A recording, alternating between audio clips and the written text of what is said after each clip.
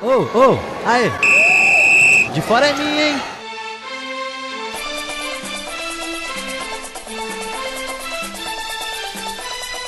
Olá, bem-vindo você que clicou aí no podcast De Fora é Minha. Muito obrigado pela sua opção de nos ouvir aqui. Estamos apenas começando, é o primeiro podcast. Daqui a pouco vamos explicar para você que está aí meio perdido, do que se trata. Bom, eu posso adiantar que é sobre futebol.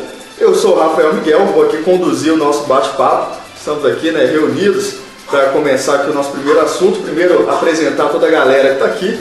Do meu lado, Lucas Abidô. Falei certo, Lucas? Ábido, Lucas Ábido. Lucas Ábido. Bem-vindo, Lucas. Prazer ter você aqui. Thiago Costa. Boa noite. Boa noite, Thiago. Valeu. Rivelli Nunes. Olá, pessoal. Também aqui, Vitor Dias. Oi, pessoal. Boa noite. E por fim, Luísa Macedo, também que vai participar com a gente. Está aqui também tirando algumas fotos que você pode conferir aí na nossa página do Facebook, De Fora é Minha. Aqui na nossa página você vai conferir os nossos podcasts, através do podcast, da página, você vai conferir os nossos programas, também conferir fotos, postagens, sobre os assuntos que a gente vai tratar a cada semana. A cada semana vamos postar um podcast. Bom, Rivelli, antes da gente começar a entrar no nosso papo de hoje, acho que você poderia explicar um pouco qual que é a ideia do programa, do que vai tratar o podcast De Fora é Minha. Bom, a ideia surgiu foi de fazer um programa para falar um pouco de futebol e fugir um pouco do tatiquês, Eu não tenho nada contra quem estuda o 3-5-2, o 4-4-2, o facão, o overlap invertido, enfim, esses termos usados pelo... exatamente, o falso 9, esses termos usados por quem entende de tática, mas isso eu deixo para quem estuda. Eu tenho conhecimento de futebol e aprendi a gostar de futebol através da história do esporte, as coisas que o futebol consegue produzir. Então eu deixo essa parte de tática um pouco para quem é entendido disso e vamos falar um pouco da cultura do esporte, vamos discutir um tema a cada programa, vamos fazer um programa divertido e que atrai a atenção dos nossos ouvintes. É isso aí, e para o nosso primeiro podcast, para a nossa estreia, nós escolhemos um tema que eu acho que quem gosta de futebol gosta desse tema, Não tem jeito, que é Copa Libertadores da América, talvez aí um dos campeonatos mais charmosos aí que existem, que chamam mais atenção.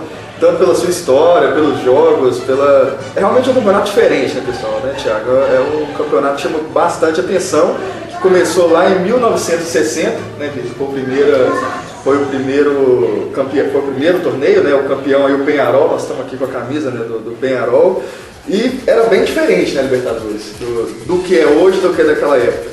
Pois é, naquela época, a Libertadores ela começou inspirada na Copa dos Campeões da Europa, hoje Liga dos Campeões, Ela tinha outro nome, nem chamava Libertadores também. Não, era alguma coisa ela nasceu como Copa dos Campeões da América, mas também vale a pena fazer uma remissiva ao Sul-Americano, que teve em 48, O Vasco foi campeão. O Vasco foi campeão. Foi o primeiro piloto que esse torneio vai realizar no Chile, exatamente. Sim, foi 10 jogos disputados no Estádio Nacional lá de Santiago. Exatamente. Todos os jogos foram no Chile. Todos disputados no Estádio Nacional, se não me engano, no intervalo de 20 e poucos dias. A Copa América nessa época também era assim, mas voltando à Libertadores, durante os anos ela passou por muitas mudanças, Quando ela começou, ela passou por muitas fases diferentes, muitas formas de disputa diferentes. Na primeira competição, número de times também. Exatamente, o número de times. Ela não começou com todos os times de todos os países que estão lá hoje. Na primeira edição eram só os campeões de cada país. O Bahia foi o único representante brasileiro e a competição foi disputada no mata-mata puro e simples. O Bahia, no caso, ele enfrentou o San Lorenzo, foi eliminado em 2 jogos e depois o San Lorenzo na semifinal, se não me engano, ele enfrentou o Olímpia do Paraguai e na final acho que foi Peñarol e não sei se foi Peñarol e San Lorenzo ou Peñarol e Olímpia, que o Peñarol foi campeão. E durante o passar dos anos, a forma foi mudando sutilmente.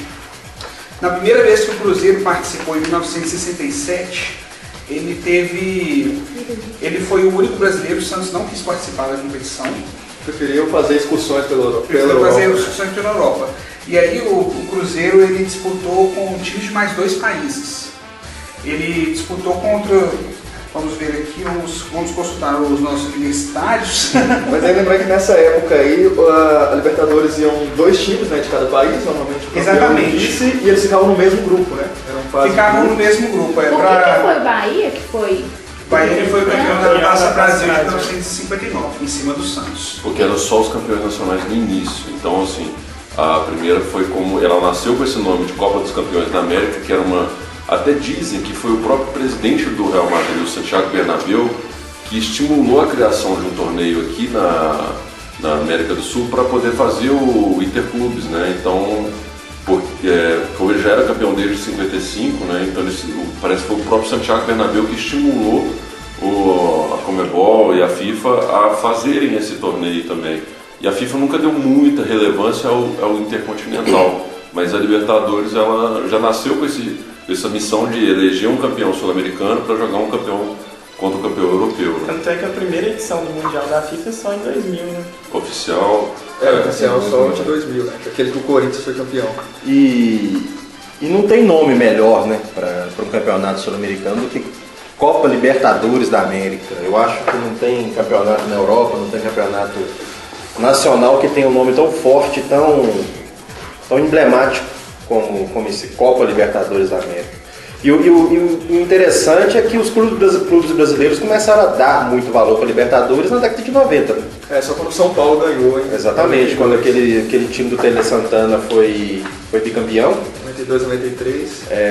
Os times brasileiros na década de 60, eles preferiam, até como você mesmo disse, Rafael, disputar a excursão na Europa, até mesmo por causa da violência, da dificuldade que era jogar no Uruguai, era jogar na Argentina, das viagens para os países. Então essa Copa Libertadores, com essa fama e essa vontade que o brasileiro tem de ganhá-la, começou muito com os títulos do São Paulo na década de 90. E aproveitando dessa fala do Rivelli, do nome Libertadores da América, é muito interessante porque ela tem um contexto histórico muito forte no final da década de 50 e início dos anos 60 pelo populismo que você tinha, né, dessas repúblicas sul-americanas. Então, fazer uma alusão aos Libertadores da América, Simão Bolívar, Bernardo O'Higgins, San Martín e até o Pedro I foi uma alternativa que eles encontraram até para depois a gente pode pensar para a criação de uma identidade regional para esse torneio. Eu, por exemplo, pessoalmente acho uma aberração o time mexicano participar da Libertadores, mas a Libertadores da América, nesse conceito que o Rivelli está falando, é muito nítido, como que nasce, ao mesmo tempo ele tem pinta de ser um torneio alternativo, mas é o maior torneio sul-americano de futebol. Eu estava pensando aqui, é um dos poucos campeonatos que tem de fato um nome, porque você tem os campeonatos que tem primeira modalidade, se é campeonato ou Copa, e o lugar de onde ele vem. Por exemplo, Campeonato Brasileiro, Copa do Brasil, Liga dos Campeões da Europa. Libertadores não, Libertadores tem um nome, não é Liga da América do Sul. Tirando aqueles também que é o nome do patrocinador, né? É o Name E a gente começa a perceber que tem um movimento dos clubes sul-americanos de criar uma Champions League na América do Sul, mas não dá, né? Não pode mudar o nome desse torneio. A Libertadores é a Libertadores por causa da tradição que ela tem, por causa da história que ela tem. E eu acho que se mudar o nome, se criar um outro torneio para rivalizar com a Libertadores, você vai acabar meio que matando um pouco um torneio tão grandioso como esse. Não só mudando, não só se surgir como competição paralela, mas também se mudar o nome da Libertadores, igual se mudou da Copa dos Campeões da Europa para a Liga dos Campeões da Europa, né? Que existe todo um marco zero nesse sentido, passaram a incluir não só os campeões, mas também segundo lugar, terceiro lugar, quarto lugar dos melhores países, né? E realmente na Europa era uma competição antes e hoje é outra completamente diferente, porque até muito pouco tempo atrás, década de 90, era só os campeões que iam para a Liga dos Campeões. Tem essa politicagem, né? E isso dava muito mais margem para forças de países alternativos que já foram campeões, como Estrela Vermelha, Steaua Bucareste, Celtic. Pois Em é. seu- Nottingham O Celtic foi campeão em 67 da Champions League. Ah, tá aqui. Nottingham Forest também. É, o Nottingham Forest duas bicampeão. vezes, bicampeão. Campeão, né? E essa Libertadores, com esse formato que a gente conhece hoje, ela começou em 99, se não me engano. Foi o Brasil. Sim, Com esse formato. Os mexicanos entram em 98. Isso, com esse formato em 99. E depois tem no início dos anos 2000 tem uma nova expansão. E aí que começa a ter o G4 no Brasil e o G4 na Argentina E também. aí começa a ter pré-libertadores, Sim. né? Também tem Que é o uma formatão também da Libertadores. Champions, né? É. Já há um tempo assim. E eu acredito que isso também vai muito com o potencial que o Rivera e o Vitor tinham falado, desse potencial, porque, por exemplo, você pode ver que tem lacunas, os clubes brasileiros não participaram em 67, 70 e 71, se eu não me engano. Não, 66 não participaram. 71. 67 foi só para 69, 69 e 70. Eles não participaram com uma justificativa de que tinham que preparar a seleção brasileira para a Copa de 70, mas você sabia que na prática tem um texto do João Saldanha falando sobre essa questão da Libertadores, falando que era um torneio mambembe, com muita butinada, e hoje você pode ver financeiramente também, tem gente que questiona. Saiu na semana passada, o Trivela publicou uma matéria falando desse negócio do Panama Papers, que a premiação, a cota de televisão da Libertadores é 10% da cota de televisão do Campeonato Brasileiro de Futebol. Então é muito complexo e intrincada essa relação. E dentro disso que você lembrou do João Saldanha, até a década de 90 quem desprezava a Libertadores era o Tele Santana, que achava que era um torneio de jogadores dopados. Ele só deu importância porque o São Paulo mandou ele dar importância para a Libertadores. Aí foi lá e ganhou. Sim, duas, né? Duas. E a gente puxando, né, vamos falar um pouco do que faz, né, a Libertadores ser essa competição que é. Primeiro a gente estava até comentando aqui antes dos nomes diferentes dos clubes, né? Tem muito clube aí com nome que chama atenção aí, né? George Wilstermann, Palestino, o Coronel Bolognese, Jorge Wilstermann, tem o Blumen, da Bolívia. aquele chileno também que jogou ano passado, no ano de 2013, que fez até uma campanha boa, que ele tinha um nome muito bizarro. Boyacá Chicó. Boyacá de Chicó. Colômbia. Eu fico imaginando a torcida para cantar esse nome. Que, né, deve gritar tipo a torcida da Ponte Aí já é até musical, já. deve ficar igual a torcida do 15 Piracicaba, que fica XV, um deve gritar Goiacá, outro Chicó. Deve ser um negócio meio. Tem também a portuguesa da Venezuela. A portuguesa Venezuela tem uma foto dela lá no jogo contra o Cruzeiro da Libertadores dos anos 70. Tem o O'Higgins, né, que é o nome de Bernardo dos O'Higgins, Libertadores. Bernardo O'Higgins. Tem o Ginásia e Esgrima da Argentina também. Ginásio e esgrima? Mas Mas tinha o rival Estudiantes. E tem o Ginásio e Justiça também, né? Defesa e Justiça. Defesa e Justiça. E O a gente, Atipato é engraçado. O Atipato também é um. O Cobressal e o Cobreloa, né? Dava uma dupla sertaneja também, né? você tá ali no E os dois são do Chile, né? Sim, sim. E Algum até desses foi campeão? Não, o Cobreloa foi vice-campeão contra o Flamengo. É, em 81. eu acho que ele disputou até a final. Acho que não foi outra vez, não. Só essa. Ele disputou, acho que Depois foi em mais finais uma nós final. vamos falar bem da América de Cali, né? Pois Especiais é. em finais. Tem a América de Cali, foi trivice, né? Vice-campeão, 85, 86 e 87. E o cartel de Cali não matou o Cláudio não Não, tá mas, aqui, né? isso tem a ver com a maldição do América de Cali, vocês conhecem? Na maldição também? Não. Eu já ouvi falar, mas não me lembro certinho. A não. maldição do América de Cali é o seguinte, quando o time se profissionalizou na década de 50, um dos fundadores queria que o time ficasse no amadorismo, né? E ele roubou uma praga no time. Vocês estão se profissionalizando, então esse time nunca vai sair campeão. Enquanto o time existiu normalmente sem o dinheiro do cartel, ele não foi campeão colombiano. Com o dinheiro do cartel, ele conseguiu ser campeão Cartel quebrou a colombiano, maldição. só que essa maldição passou para a Libertadores. E precisava ser um cartel maior, né? Exatamente. E esse é o cartel do Pablo Escobar, porque o Nacional de Medellín foi campeão, né?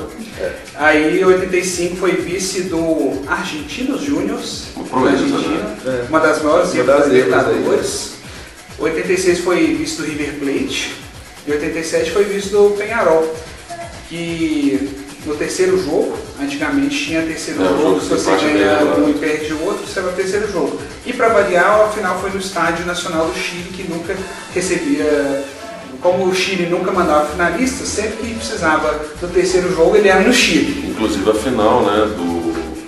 Apesar da final do jogo lá, do jogo do Cobreloa contra o Flamengo, teve a Foi em partida. Santiago. Foi em Santiago. Não, Santiago não, foi em Montevidéu, a terceira. Não, a terceira, mas teve a partida lá sim, em... teve em Santiago, E aí foi uma das vagas vezes. o Raul Plasma contou uma história na abertura da exposição da Libertadores no ano retrasado lá no Mineirão. Ele contou uma história bem legal do Mário Soto lá com um back argentino lá que... Eu esqueci o nome do back argentino que jogava no time chileno, do Cobreloa, que toda vez ele dava um soco num jogador brasileiro com uma pedra que ele achou dentro do campo. Ele botava a pedra dentro da mão e socava alguém assim. E aí o Carpegiani mandou o Mário Soto entrar. O Mário Soto era o back argentino. Ele E mandou o Anselmo entrar e dar um supapo no Mário Soto. E aí numa cobrança de escanteio ele deu um soco e levou o cara ao nocaute. E aí quando ele viu que o pau ia quebrar, ele correu. Só que ele correu em direção e pulou no banco de reserva do time chileno. Então ele tomou pontapé até cair dentro do túnel lá. E aí nessa final de 87, que foi na prorrogação, que o Peñarol ganhou o título da América de Cali aos 14 minutos do segundo tempo, com gol de Diego Aguirre, técnico do Atlético. La Fiera. Olha aí. La Fiera. E se a gente pegar a Libertadores assim, dividir por décadas, né? Cada década tem ali um ou dois times que dominaram. Os né? países, né? Você vai poder ler muito também o domínio dos países. Os primeiros 30 anos ali são praticamente Uruguai e Argentina, né? Ali os primeiros 10 ali, tirando o Santos, né? Aí você tem um fenômeno que o Vitor mencionou, que o São Paulo redescobre a Libertadores nos anos 90 e aí você começa a ter uma valorização. E esse projeto do São Paulo, na verdade ele começou na década de 80, porque ele foi campeão brasileiro em 86 e ele começou esse projeto top já em 87, só que não deu certo. Mas aí quando o São Paulo foi campeão brasileiro em 91, o projeto top voltou e dessa vez com bastante sucesso. E nos anos 2000, Top. Era o projeto para disputar o Mundial, né? Contra um time, na época da Europa. que era um jogo entre o campeão europeu e um jogo com o campeão sul-americano, que era disputado em Tóquio. Mas voltando a falar dos brasileiros, na década de 2000, que é quando os brasileiros começam a dominar a Copa Libertadores, a gente percebe, isso é claro, é bem perceptível, que os clubes brasileiros começam a levar mais a sério da Libertadores por causa do dinheiro que a Libertadores começou a trazer. Começou a ter visibilidade, começou a ter patrocínio, começou a ter nome o torneio Santander, o Bridgestone. E os times brasileiros começaram realmente a dar um valor ainda maior para a competição, que eu achava até engraçado numa época que tinha time que estava disputando o brasileiro até a penúltima rodada para ser campeão, ou tentar o título, não, mas a gente comemorou porque a gente chegou na Libertadores. Esquece o título de campeão brasileiro para comemorar a vaga na Libertadores. E isso a gente vê isso até hoje Muita gente hoje até desvaloriza a Copa do Brasil por causa disso, que te trata como seletiva para Libertadores. E é um erro, né? Por mais importância que a Libertadores Lembra qual tem. time foi o Sport? Não lembro se foi o Não, Sport Copa do Brasil. que largou a Copa do Brasil para a Sul-Americana, porque a Sul-Americana agora dá a vaga na Libertadores. Então, se o time chegar nas oitavas, ele não disputa, né, a Sul-Americana. E eles jogou com o time reserva, né, largou porque achou que era mais fácil conseguir a vaga pela Sul-Americana. E não foi só clube gigante aqui do Brasil que disputou, né, Libertadores. Tem muito time aí, vamos dizer, alternativo, né, também, que teve essa honra, né. Que chegou à final, inclusive. Tem o São Caetano, né, que Tem o Criciúma. São Caetano, desde a alternativa, mais disputou 3 Libertadores. E chegou mais longe. Chegou mais final longe. contra o Olímpia. Foi final dramática, né? Você tem o Criciúma, né, lá com o Vencedor O Escolar. Guarani de Campinha. Juventude. A gente também. Campinas foi semifinalista em 79. E Disputou 2 vezes, né, o Guarani. tinha um timaço. E a gente não pode esquecer também o Paysandu, né? Que conseguiu vencer o Boca lá em La Bombonera. O show do Yarley, né? E conseguiu a proeza, não sei se é a proeza, de perder a vaga jogando no Mangueirão lotado. Pois é, Vai ter jogador expulso, foi um horror. e o Yali até arrumou uma vaguinha lá no Boca. Acabou sendo jogado pelo O Boca. Gustavo tá usando a camisa do Boca aí, ó. Depois foi lá jogar no Boca também. Teve também agora, mais recentemente, né, o Santo André e o Paulista, né, que venceram 2 Copas, os dois venceram anos seguidos, né, 2004 e 2005. E o River está usando a camisa do Defensor. E foi o ano, talvez, da Libertadores mais alternativa de todos os tempos. Foi uma semifinal com 4 times que não tinham nenhum deles. Tinha 4. Bolívar, Nacional, do Bolívar, Paraguai. Nacional, Defensor e o São Lourenço. E que foi, nenhum dos 4 tinham vencido a Libertadores. Foi, pra mim, eu acho que recentemente foi a mais alternativa de todas. 2014. Ah, Depois de 2013 já estava quase assim, porque só tinha o Olímpia de campeão até aquele momento. Sim. Os outros eram Atlético que ainda não tinham título, tinha o Nils e o Santa Fé da Colômbia que também não era O campeão. Nils também é outro caso parecido com o do Azarado. do América, porque duas duas vezes gerações campeão. extremamente brilhantes, que é a geração do Bielsa e agora a geração do Max Rodrigues, né? Pois é. A geração do Bielsa que parou no São Paulo do Tele Santana, né?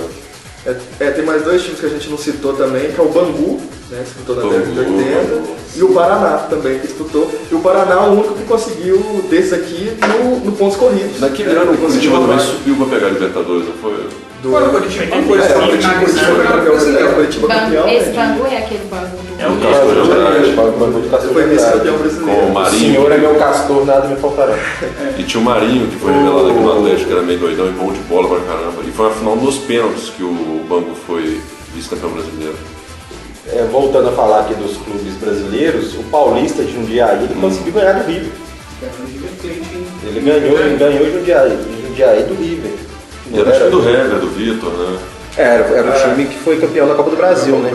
Eu conheço um torcedor do Boca Juniors, radicado no Brasil desde 2000, que foi para Jundiaí só para secar o Rio.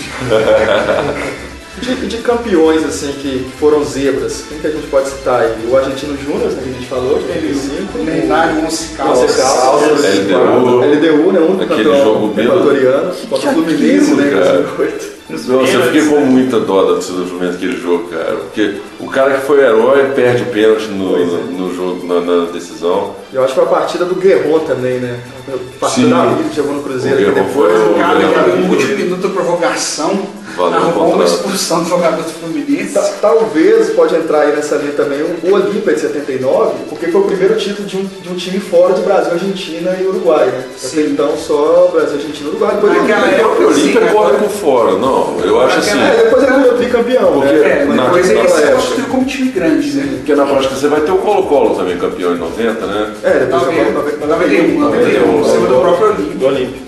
E o Colo-Colo estava extremamente alternativo, né? Até o patrocínio deles era alternativo, que era lá.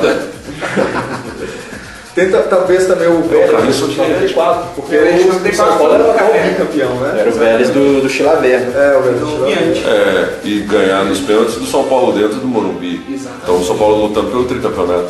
E você vai ter muito time brasileiro que bate na trave. O próprio Internacional em 80, né? Ele, Atlético Paranaense. Nacional. o Palmeiras também. Esse Internacional, Thiago, inclusive, que perdeu o título na final contra o Olímpio, contra quem? Qual ano?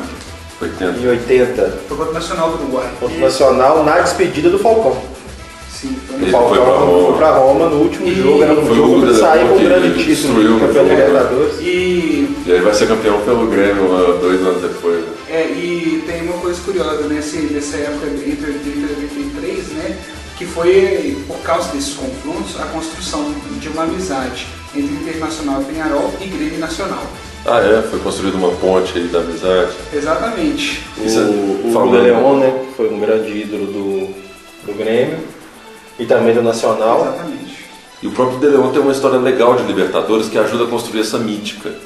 Porque essa mística da Libertadores, do sangue, a foto clássica que você vai olhar dele erguendo a taça e logo depois correndo, o sangue escorrendo na cabeça, ele e o Tita. E aí você vai ver do De Leon, ele tá com aquele sangue escorrendo na cabeça e aí ele conta a história Foi que a própria taça, ele né? foi a própria taça que tinha um preguinho lá, mas ele dava a entrevista. Ele botou a taça dentro da cabeça e um preguinho pegou na cabeça dele, furou e deu sangue. Porque dá a entender que foi uma situação de E jogo. ele deu a entender o tempo inteiro, e aí eu vi uma entrevista dele recente quando estavam comemorando 30 anos dessa conquista e tal. Não, aquilo foi uma pedrada que eu tomei e tal. Aí ele, não, mas o jornalista, mas você colocou a taça. Ele, vai prevalecer a minha história. Eu estava em campo, né? Eu É joguei. melhor, né, a história que ele conta. E eu tava vendo programas sobre essa final de 83, aqueles Jogos para Sempre, que estava entrevistado o Tita, que fez o gol do título, e ele emocionado falando que a mulher dele tinha sonhado que ele ia fazer o gol do título, ele se emocionando todo quando ele estava contando. E foi uma jogada completamente inusitada, porque o Renato Gaúcho ele pegou a bola lá do outro lado do campo, estava na lateral, ele deu um balãozinho, levantou a bola, deu um balão para a área, achou o Tita do outro lado do segundo pau para fazer o gol. Um gol completamente impensável. Vocês estão falando desses times bizarros aí, eles têm estádio pra jogar? A maioria sim, né? É. Geralmente sim. Estádios Você mais vai falar. agregados, né? Mas, pra mim, caso mais bizarro de todos é o do Independiente. É um time que tem 7 Libertadores, jogou 7 finais, ganhou 7 finais, ganhou 5 Libertadores seguidas, se eu não me engano, 4 seguidas. E tipo, teve na segunda divisão, tá oscilando. É um time que, tipo, parou no tempo. A última foi na década de 80. E aí tem, 84, como que chama o estádio 84, qual que é o nome do estádio? É muito simbólico. Qual que é o nome do estádio do Independiente? Estádio Libertadores de América. Que fica a 100 metros do Estádio do Racing. estádio do Racing. É o Em Rio América. de Janeiro, né? E eu fico assim, a distância, você Estilo pegar uma foto aérea, é Remo e sensacional. Paysandu em Belém. Um do lado do outro. Dundee e Aberdeen, né, que fica as costas um do lado do outro, assim. E aí você tem isso, aí você tem o estádio do Racing, que é o estádio Perón, Exatamente. conhecido Estádio também Presidente como Perón. é o cilindro. Cilindro. E aí você tem um do lado do outro. Então você tem essa mística do. Você falou bem, os estádios da Libertadores são. O último jogo que o Atlético fez contra o Independente Del Valle, o estádio da URT lá, do Mamoré, está no mesmo nível. Então, às vezes o estádio do Mamoré deve ser até melhor que o do Independente Del Valle. Esse estádio lá próximo a Quito que o Atlético jogou o jogo contra o Del Valle, ele tem um barranco nesse estádio. No meio da Parece arquibancada. uma pedreira. O estádio tem uma 6 coisa- mil lugares. É uma coisa bizarra, mas Aquele jogo lá eles cobriram lá, né? Descobriram cara? uma Porque lona. o jogo inteiro, o que é aquilo ali, gente, que eles fizeram? Não, e aquele estádio do Arsenal, da Argentina, que passa um trem em cima do estádio. Eu ficava viajando aquele trem, assim, o trem passa assim no meio do jogo. Mas não tem um mínimo, assim, porque eu fico pensando, nos campeonatos no Brasil, eles exigem, né, um mínimo de qualidade e você tem que... A federação faz 1000 exigências para se jogar no estádio e tal. Na Libertadores não tem isso? Na Libertadores, depende do país. Pro Brasil, tem. Pro Brasil, já teve caso do Cruzeiro tendo que colocar a cadeira em cima da escada no Jacaré para atingir a capacidade mínima que a Conmebol queria. Só que para outros países não tem isso. Um exemplo, a Conmebol ela exige que o estádio para a final ele tenha capacidade de 40 mil pessoas. O estádio do próprio país onde a Conmebol está cabe 35 mil pessoas e tinha final lá. Defensores del Chaco. Defensores del Chaco. Então não tem regra. Onde você não Tem pode regra entrar pra bêbado. música e não tem Aí você pra tem um música. bafômetro, que a Luísa assopra, o Rivelli assopra no mesmo canudo. 40 mil pessoas assopram no mesmo canudo. A regra da Libertadores é saia vivo, né? é mais ou menos assim. É uma E que isso vai ser replicado, talvez valha uma conversa mais em outro programa, sobre como que isso vai ser repercutido no impacto que isso vai causar com os europeus, porque talvez o Santiago Bernabéu tenha se arrependido de ter proposto uma final, porque era um jogo lá na Europa, outro jogo aqui na América do Sul. Agora você já imagina o Milan descendo para jogar aqui no estádio Independiente, o que aconteceu no estádio lá da Pincharata? O que aconteceu com o time italiano? Tem uma foto do jogador do Milan que a cara dele tem papada de sangue, assim, calção branco todo cheio de sangue. E os times europeus se recusavam a vir jogar aqui. Então, se aqui pra gente já era casca grossa, imagina que os europeus estavam acostumados com aquele futebol cheio de regrinha e aquele negócio todo. Chegava aqui o pau comia. E aquele negócio, aquele espírito de Libertadores com foguetório na porta do hotel e buzinaço e todo esse contexto. Então, a Libertadores, o que talvez eles vão criar essa mística do espírito de Libertadores, eu acho que é isso, é estádio, é pedreiragem, é bagunça, é estádio ruim, gramado péssimo. Pô, gente, Libertadores, dá pra gente ficar aqui, né, 2 horas falando seguido, mas nosso tempo tá estourando. Vocês têm alguma indicação, algum livro, alguma coisa que fala sobre Libertadores? Tem esse livro aqui que tá na mão do Vitor, né? Não sei se esse livro é comercializado. Né? Sim, ele é comercializado no site do próprio livro. É um livro bem legal, Libertadores Paixão que nos une, do Nicolas Vital. A última edição dele ele vai até a Libertadores de 60, né, a primeira, a 2014. Ele está disponível no site da Libertadores Paixão que nos une. Se eu não me engano, ele custa entre 70 e 80 reais. Legal. É bem interessante. É o livro que eu mais encontrei assim, com histórias de Libertadores, porque os outros são muito dos clubes que ganham Libertadores. A gente vai colocar uma foto da capa desse livro na nossa página do Facebook, quem tiver curiosidade, colocar o link também para comprar. A gente não está ganhando nada com isso, mas vamos fazer um merchan de graça aí pessoal. pro Quem tem mais aí curiosidade, né, quiser saber mais sobre a Copa Não Libertadores, é um queria livro bem completo. minimizar o merchan, mas o dinheiro, segundo eles, que é bancado pela Lei de Incentivo à Cultura, vai para a Fundação Cafu. Então, que está lá no... Bom, pessoal, então muito obrigado, né? Estamos chegando ao fim. Muito obrigado a você aí, né, que curtiu o nosso primeiro podcast sobre Copa Libertadores da América. Você que tiver dúvidas aí, né, mande aí, comente na nossa página, fale o que você achou, né, do programa, curta a nossa página aí de Fora é Minha, para você a cada semana curtir, né, um dos nossos programas. Valeu, Ribéry, valeu, Vitor, valeu, Lucas, valeu, Thiago, valeu, Luísa. Voltamos na semana que vem com um próximo tema. Valeu! Ô, aê! De Fora é Minha, hein?